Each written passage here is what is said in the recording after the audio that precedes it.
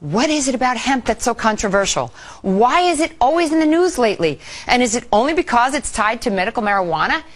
Can it be good? I'll leave the legal discussion to the lawyers. What I'm interested in are potential health benefits.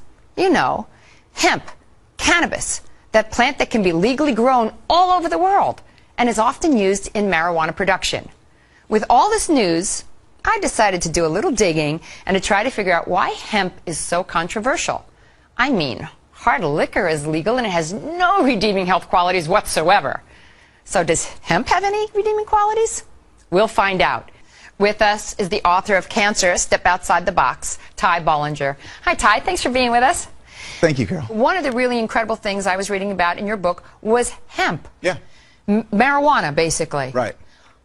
Tell us the history of hemp, because I found this quite unusual. Well, hemp has the reputation now as being this evil weed.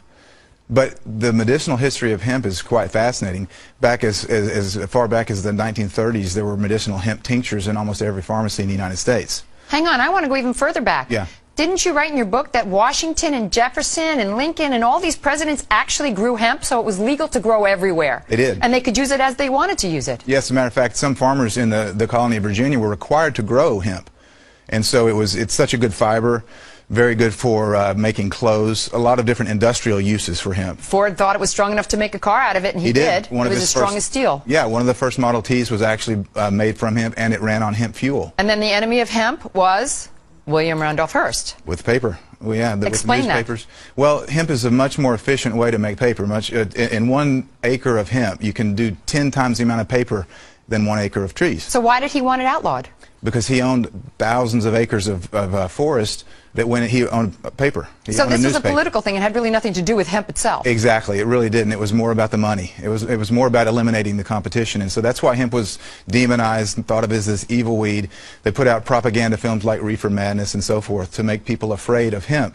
When in reality, that's one small use of hemp, the recreational use, which is we call it marijuana. But that was a slang term that they developed to make people afraid of it. Oh, heck, Mary Jane, doobies, everything. I mean, Exactly. you've got a lot of slang terms for it. So in the 1930s, they made tinctures. What were they making the tinctures for, and why were they doing these tinctures? Well, I mean, the medicinal uses of hemp are just numerous. The hemp helps, well, we can talk about the cancer effects of hemp, but it helps with inflammation. It's very anti-inflammatory. It helps with seizures. It's very effective with PTSD for the vets that are coming back that have post-traumatic traumatic stress disorder. Mm-hmm. Very effective at treating that. It's an anti-inflammatory. But then the uses of hemp for cancer, what I've studied, because of my book, Cancer, Step Outside the Box, and the number of cancers, there's about a dozen different cancers that have been studied in depth with medicinal marijuana, with hemp. And so the studies, from brain cancer to prostate cancer to pancreatic cancer, uterine cancer, cervical cancer, prostate cancer, it's amazing. Okay, so what is in hemp that it's this THC, correct? Well, there's chemicals that are called cannabinoids. Right. THC is short for delta-9 tetrahydrocannabinol. I'm glad you said it because I couldn't. That's the only time I'll get it right. I'm glad I got it right.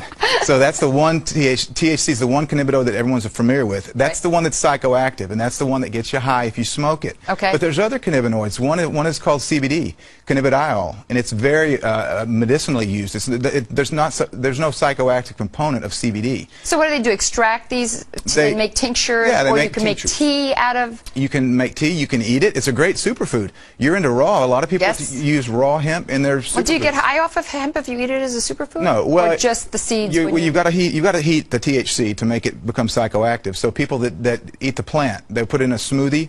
You know, there's super green smoothies. Right. You're not going to get high off of that because you didn't superheat it. But is it then, if you put it in a smoothie like that, is it good prevention to cancer? It is. It's very well. It's got a perfect ratio of omega-3 to 6 fatty acids. It's got more GLA, gamma-linolenic acid, than any other plant. So it's got some really great fats. You're well aware of the importance of good fats in your diet. Yeah. So hemp it's a perfect superfood to eat. But it's also medicinal. I just never understood why hemp had gotten such a bad rap, and now I understand that it was really politically motivated by somebody who owned basically trees and didn't want to be in competition with the hemp to make paper.